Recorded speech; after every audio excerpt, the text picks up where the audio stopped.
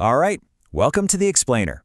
Today, we're cracking open the Digital Security Handbook. We're going to give you the foundational concepts that the pros use every single day to protect our digital world.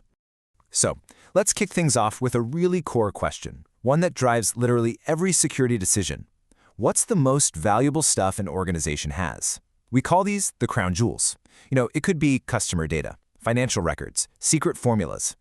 Identifying those is step one, and it sets the stage for everything we're about to cover. Okay, so if you're going to protect something, you got to know what your goal is, right? That brings us to the 3 pillars of security, a concept you'll hear all the time, the CIA Triad. And no, not that CIA. It stands for confidentiality, integrity, and availability. This is the what and the why behind any good security plan. First up, we've got confidentiality, and it's exactly what it sounds like. It's all about keeping secrets secret. Think of it like a sealed envelope. Only the person it's addressed to should be able to open it and see what's inside. Simple as that. So what does it look like when confidentiality gets breached? Well, a classic, and I mean classic, example is a phishing attack. An attacker sends a super convincing but totally fake email, tricks an employee into giving up their password, and boom.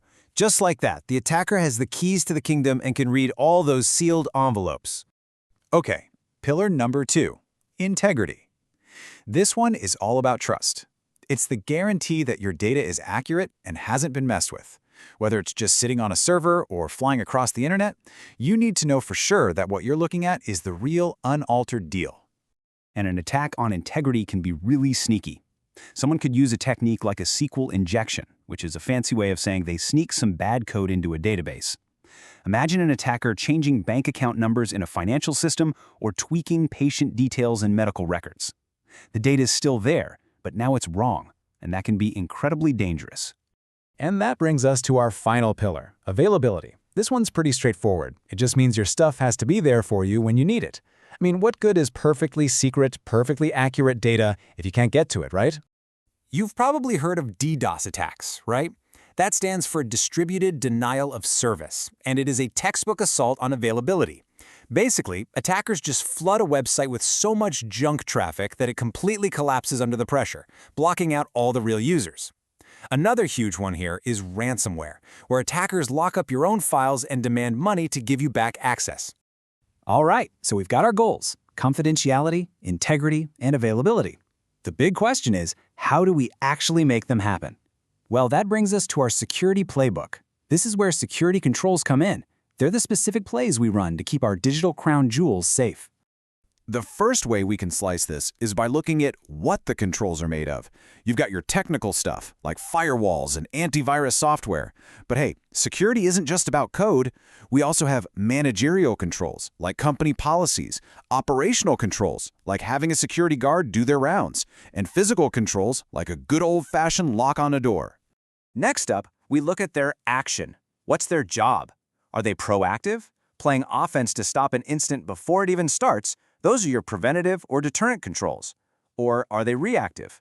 Playing defense and responding after something's already happened. Those are your detective or corrective controls. Okay, and this is where it all comes together, and it's actually pretty cool. Look how these ideas intersect. A firewall rule is a technical preventative control. That no trespassing sign? That's a physical deterrent. When you start mixing and matching all these different types of controls, you create layers. We call this defense in depth, and it makes an attacker's job way, way harder. All right, let's move on to Chapter 2. We're going to dive into one of the most powerful tools in our security playbook, cryptography. This is basically the art and science of secret messages, and it's fundamental to ensuring both confidentiality and integrity. Let's kick things off with a simple analogy. Imagine you and a friend have 2 identical keys to the very same safe deposit box. You can write down a secret, lock it in the box, and give it to them. Because they have that identical key, they can open it. It's a perfect system as long as nobody else ever gets their hands on a copy of that key. What we just described, that's the basic idea behind what we call symmetric encryption. It uses one single shared key to both scramble and unscramble data. And it is incredibly fast and efficient, which is awesome for encrypting huge things like files or your entire hard drive. The big challenge, of course, is how do you get that secret key to your friend securely in the first place?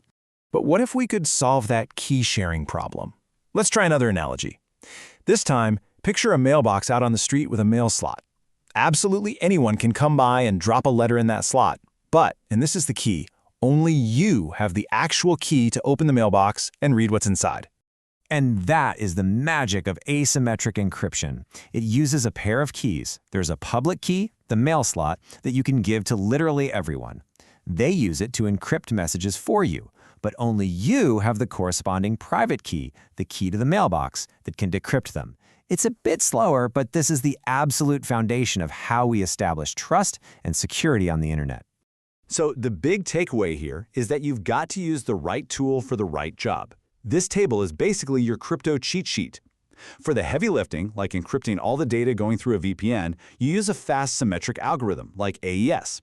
But for things that require trust, like securely swapping that AES key in the first place, you use an asymmetric algorithm like RSA. And for smaller devices like your phone, ECC gives you that same asymmetric power, but with smaller, more efficient keys. All right, let's put all these pieces together and see how they form the digital armor that protects us every day. So, if you remember anything from this explainer, make it this.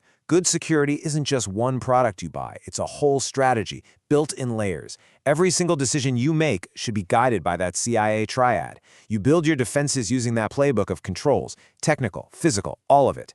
And you use the right crypto for the job, symmetric for speed, asymmetric for trust. It all leads to the modern security motto, never trust, always verify. And we'll leave you with a final thought to chew on. Think about a security guard standing at a door. Just by being there, they're a deterrent, right? By checking IDs, they're preventing unauthorized access. And if they see something suspicious, they're detecting a potential incident. So which one are they? It's a kind of question security pros wrestle with all the time when building truly tough defenses. Something to think about. Keep exploring.